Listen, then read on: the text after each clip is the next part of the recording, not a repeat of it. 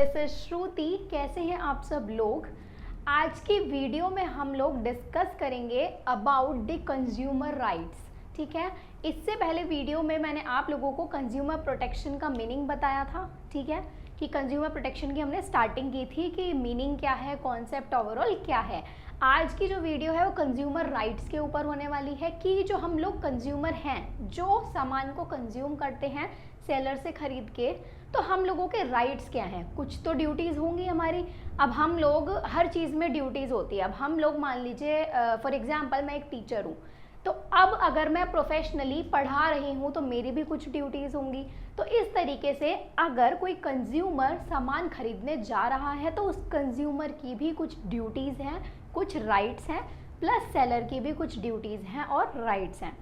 अब कंज्यूमर के राइट्स के बारे में आप लोगों को पता होना बहुत ज़्यादा ज़रूरी है, क्योंकि आप लोग अगर कोई चीज़ खरीदने जा रहे हैं तो आप लोगों की रिस्पॉन्सिबिलिटी है और आप लोगों को जो आपकी नीड्स का सेटिस्फैक्शन है वो होना बहुत ज़रूरी है।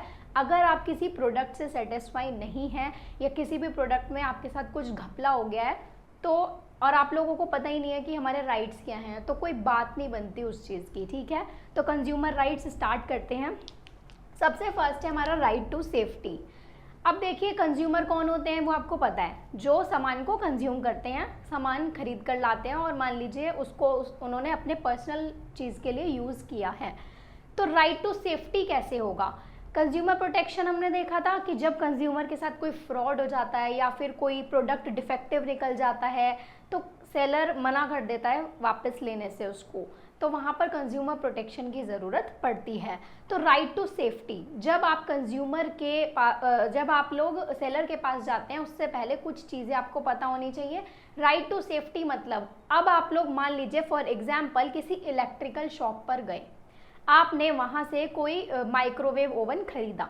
ठीक है, अब सेलर की ड्यूटी है कि वो आपको हर चीज़ बताएगा इसके बारे में कि कैसे यूज़ करना है, कैसे उसका प्लग फिट करना है, आपको किस तरीके से उसके जो बाकी बटन्स हैं वो काम करते हैं, ये सारी चीज़ें सेलर आपको बताएगा। उसको बताने के बाद अगर फिर भी कोई प्रोडक्ट ऐसा होता है जिसमें डिफेक्ट निकल जाता है, अब आप उसको घर पे ले आते हैं मान लीजिए ओवन को, और आपने उसको यूज़ किया तो देखा आपने कि एकदम से फट गया, वो इलेक्ट्रिक शॉर्ट हो गया उसके अंदर। ठीक है, तो इसका मतलब कि जो वो ओवन है उसके अंदर कुछ डिफेक्ट था। तो राइट टू सेफ्टी वही चीज़ है कि हर एक सेलर की ड्यूटी है और हर एक कंज्यूमर का राइट है कि वो सेफली रहे। तो जब भी आप लोग कोई भी इलेक्ट्रिकल इक्विपमेंट, कोई भी इलेक्ट्रिकल डिवाइस खरीदने जाएं तो इस चीज़ का बहुत अच्छे से ध्यान रखें। पूरा जो आपको वो पैम्पलेट मिलता है उसको पढ़ें अच्छे से कि क्या लिखा है उसके ऊपर, कैसे यूज़ करना है। अगर आपको नहीं पता तो आपकी जिम्मेदारी है कि आप सेलर से पूछ लें। तो राइट टू सेफ्टी बहुत ज़रूरी है, सेफ्टी होना।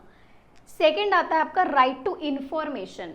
इंफॉर्मेशन, अब एक कंज्यूमर, एज अ कंज्यूमर मेरा ये राइट है कि मुझे कुछ भी जानने का अधिकार है। अब मैं किसी भी सेलर के पास जा रही हूँ कुछ सामान खरीदने के लिए, तो मेरा अधिकार है कि मुझसे 50 चीज़ों के बारे में भी पूछ सकती हूँ कि भैया इस चीज़ का क्या प्राइस है, ये किस लिए यूज़ होता है।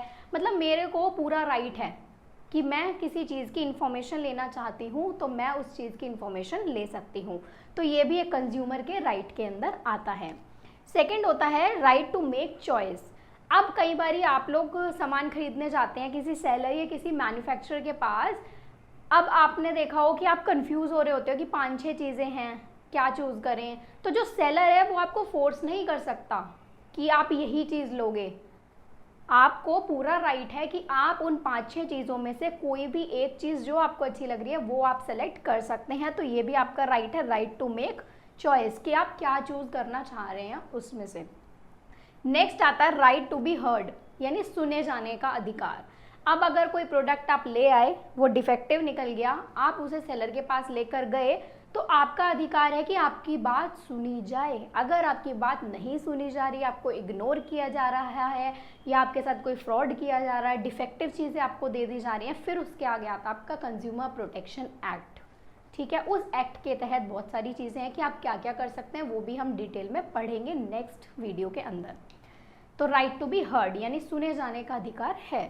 नेक्स्ट आता है आपका right to seek redressal. Right to seek redressal, इसको आप कंपनसेशन भी बोल सकते हैं। यहाँ पर आप लिख लीजिएगा अपने नोट्स में कंपनसेशन। इसका क्या मतलब है, कोई चीज़ आप खरीद के लाए सेलर से, वो डिफेक्टिव निकल गई, आप उसको उसके पास लेके गए कि भाई मुझे ये चीज़ चेंज करके दो, एक्सचेंज करके दो, वरना मेरे पैसे वापस दो, तो उसको बोलते हैं कंपनसेशन। अगर वो आपको पैसे वापस दे देता है या एक्सचेंज करके दे देता है प्रोडक्ट तो बहुत ही अच्छी बात है, कोई फिर तो उसमें कोई इशू वाली बात ही नहीं है। लेकिन अगर वो नहीं देता है फिर आप जाएंगे कंज्यूमर प्रोटेक्शन एक्ट के तहत कंज्यूमर कोर्ट में, वहाँ पर आप अपील करेंगे।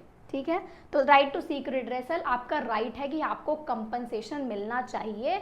जो आपके साथ घपला हुआ है, जो आपके साथ फ्रॉड हुआ है, या फिर जो भी आपके साथ डिफेक्टिव आपको प्रोडक्ट दे दिया गया, उसका कंपनसेशन आपको मिलना ही मिलना चाहिए। ये भी आपके राइट के अंदर आता है। Next and the last one is right to consumer education. Right to consumer education, अब आप कंज्यूमर हैं, मैं कंज्यूमर हैं, हम सब लोग ही कंज्यूमर हैं, तो हम सब लोगों को एजुकेशन का राइट है। हम सबको अपने राइट्स के बारे में पता होना चाहिए।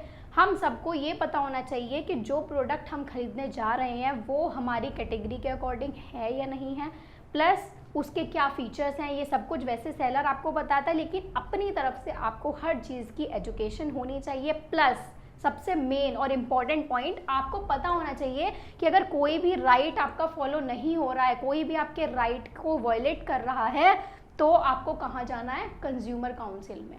ठीक है, कंज्यूमर फोरम में आपको जाना है, वहाँ जाके अपील करनी है। तो कंज्यूमर प्रोटेक्शन एक्ट के अंदर आता है वो। तो ये सारे राइट्स हैं, 6 के 6 राइट्स जो कि कंज्यूमर्स के लिए बनाए गए हैं।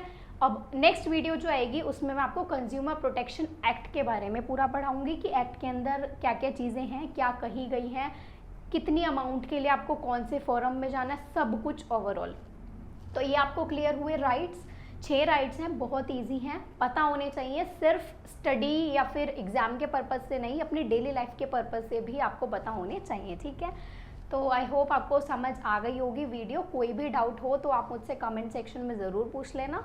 मैं पूरी कोशिश करूँगी आपके डाउट्स क्लियर करने की। फिर मिलते हैं हम अपनी नेक्स्ट वीडियो में, तब तक के लिए all the very best, bye bye.